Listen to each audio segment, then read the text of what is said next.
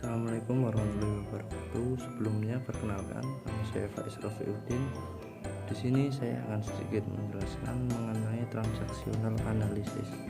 Transaksional analisis dirumuskan oleh Eric Brand pada awal tahun 1960-an dan menjadi terkenal setelah penerbitan dua buku terlaris, yaitu Brain Game Popple Play di tahun 1964 dan Thomas Harris MOK Eurok di tahun 1967.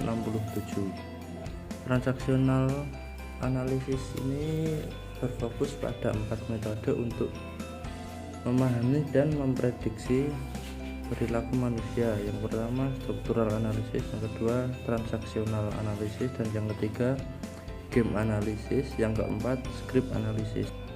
Struktural analisis. Dalam analisis struktural, setiap orang dianggap memiliki 3 status ego fungsional, yaitu ego anak, orang tua, dan orang dewasa. Ketiga ego tersebut memiliki perkembangan yang berbeda-beda. Seperti ego anak, yang pertama kali berkembang adalah bagian dari kepribadian yang dicirikan oleh perilaku dan perasaan seperti anak-anak. Yang kedua, keadaan ego orang tua. Ego orang tua menggabungkan sikap dan perilaku figur orang tua, yaitu apa yang harus dan harus dilakukan. Yang ketiga, keadaan ego orang dewasa. Keadaan ego orang dewasa tidak terbagi atau terkait dengan usia seorang.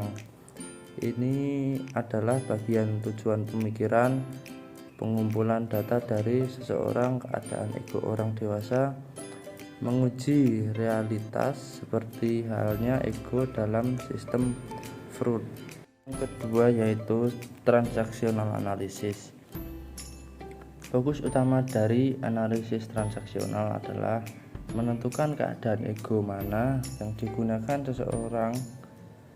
Meskipun transaksional analisis tidak menyukai satu keadaan ego atas yang lainnya, transaksional sendiri dapat terjadi pada salah satu dari 3 level, yaitu komplementer, persilangan, atau tersembunyi.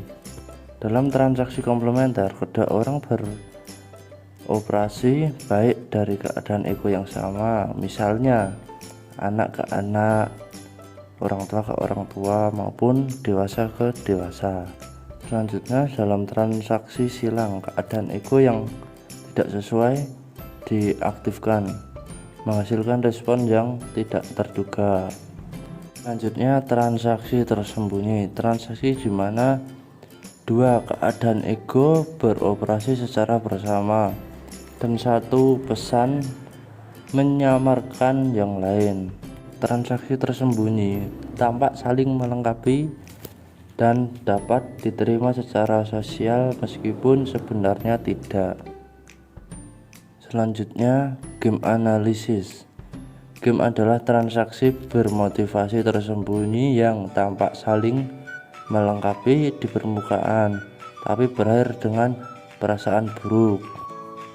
Game mengonfirmasi dan memperkuat keputusan skrip. Selanjutnya, script analisis. Brand berpendapat bahwa setiap orang membuat naskah hidup atau rencana hidup dari usia 5 tahun.